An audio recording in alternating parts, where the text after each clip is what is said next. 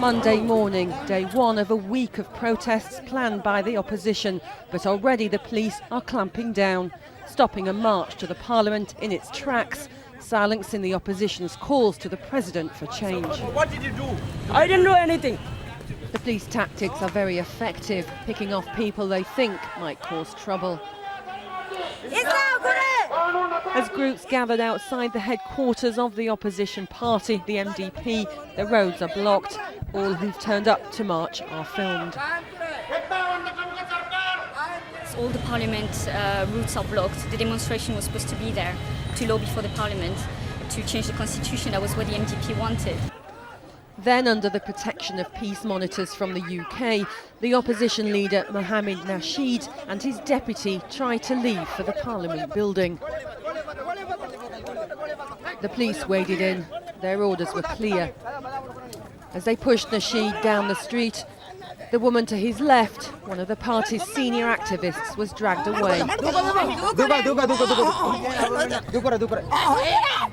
She's still in detention today on hunger strike. Yeah, there was a lot of shoving and some pepper spray, but they are behaving rather well. Perhaps it must have something to do with your camera. By the end of the day, it was clear the government had no intention of allowing the opposition to gather momentum. President President Gayoom has been in power for 28 years.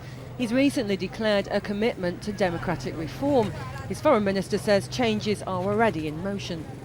I think things have changed very fast in this country. The amnesties, criticisms and other criticisms now are about 2 years old. And in that 2-year period, we have been able to achieve monumental changes here. The initial criticisms date to a time when there were no political parties here. Now we do have 3 or 4 parties which are very, very active. The opposition's not convinced. They want immediate changes in the constitution to allow peaceful gatherings. Protests of more than 3 people are illegal here without prior permission. This video shows a midnight raid on the home of a pro-democracy activist. They dragged away his wife and 2 children for questioning. Such heavy-handed tactics and stories of torture are commonplace here in Mali.